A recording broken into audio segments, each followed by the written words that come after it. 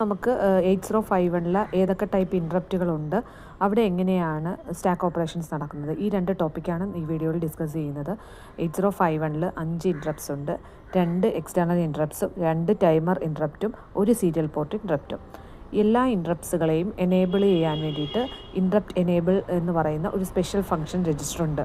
അതുപോലെ തന്നെ ഇൻട്രപ്റ്റുകളുടെ പ്രയോറിറ്റിയെ നമുക്ക് പ്രോഗ്രാം ചെയ്യാൻ സഹായിക്കാൻ വേണ്ടിയിട്ട് IP അല്ലെങ്കിൽ ഇൻട്രപ്റ്റ് പ്രയോറിറ്റി രജിസ്റ്ററും ഉണ്ട്.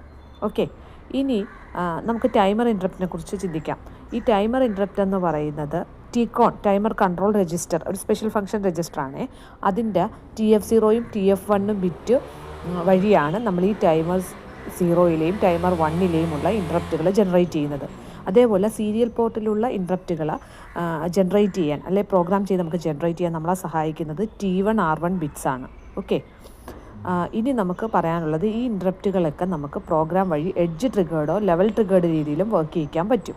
അപ്പോൾ ഇൻട്രപ്റ്റ് എന്ന മെക്കാനിസം വഴിയാണ് സാധാരണയായിട്ട് മൈക്രോ പ്രോസസ്സറും മൈക്രോ കൺട്രോളറും ഒക്കെ വേറൊരു ടാസ്ക് ചെയ്യാൻ വേണ്ടിയിട്ട് കറണ്ട് ടാസ്കിൽ നിന്ന് സ്വിച്ച് ചെയ്യുന്നത്. ഓക്കെ, ഇനി നമ്മൾ അടുത്ത ഡിസ്കസ് ചെയ്യാൻ പോകുന്നത് സ്റ്റാക്ക് ഓപ്പറേഷൻസ് ആണ്. നമുക്ക് സ്റ്റാക്ക് എന്ന് പറഞ്ഞു കഴിഞ്ഞാൽ നമുക്കറിയാം ഒരു last in first out data സ്ട്രക്ചറാണ്.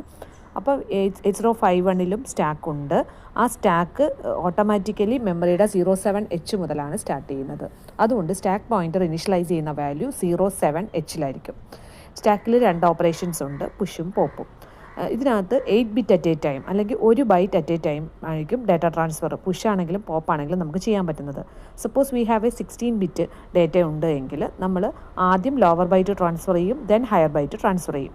Push operation നോക്കാം. പുഷ് ഓപ്പറേഷനിൽ എങ്ങനെയാണെന്ന് വെച്ചാൽ ഇപ്പോൾ സ്റ്റാക്ക് പോയിൻ്റർ എവിടെ നിൽക്കുവാണോ അവിടെ നിന്ന് ഒന്ന് ഇൻക്രിമെൻറ്റ് ചെയ്തതിന് ശേഷം നമ്മൾ ഡേറ്റ സ്റ്റാക്കിലോട്ട് ഇടുന്നു. അതാണ് push operation. So we will go with an example. Suppose we have A memory with 80H എന്ന് പറയുന്ന മെമ്മറി ലൊക്കേഷനിൽ 55 എന്ന് പറയുന്ന ഒരു നമ്പർ ഉണ്ട്. ഓക്കെ, ഞാൻ പുഷ് 80H എന്ന് പറയുമ്പോൾ ഇപ്പോൾ സ്റ്റാക്ക് പോയിൻ്റർ ബിഗിനിൽ ഇരിക്കുന്നത് നിങ്ങൾ സ്ക്രീനിൽ കാണുന്നുണ്ടാവും 007ലാണ്. അപ്പോൾ പുഷ് 80H എന്ന് പറയുമ്പോൾ സ്റ്റാക്ക് പോയിൻ്റർ ഒന്ന് ഇൻക്രിമെൻറ്റ് ചെയ്തു, ദാറ്റ് ഈസ് 008ൽ വന്നിട്ട് ഈ 55നെ എടുത്തിടും. ഓക്കെ, പോപ്പ് 81H എന്ന് പറഞ്ഞു കഴിഞ്ഞാൽ ഇപ്പം സ്റ്റാക്ക് പോയിൻ്റർ ഇരിക്കുന്നത് 008ലല്ലേ, ആ കണ്ടൻറ്റ് എടുത്തിട്ട് 81Hലോട്ട് ഇട്ടിട്ട് സ്റ്റാക്ക് പോയിൻ്റർ എന്ത് ചെയ്യും, ഒന്ന് ഡിക്രിമെൻറ്റ് ചെയ്യും. അതാണ് പോപ്പ് ഓപ്പറേഷൻ. ആദ്യം എന്ത് ചെയ്യുന്നു, കറണ്ട് ടോപ്പ് ഓഫ് സ്റ്റാക്കിലുള്ള ഡേറ്റ എടുത്ത് നമ്മൾ പറഞ്ഞിരിക്കുന്ന മെമ്മറി ലൊക്കേഷനിലോട്ട് കോപ്പി ചെയ്തിടുകയും സ്റ്റാക്ക് പോയിൻ്റർ ഒന്ന് ഡിക്രിമെൻറ്റ് ചെയ്യുകയും ചെയ്യും. Okay, thank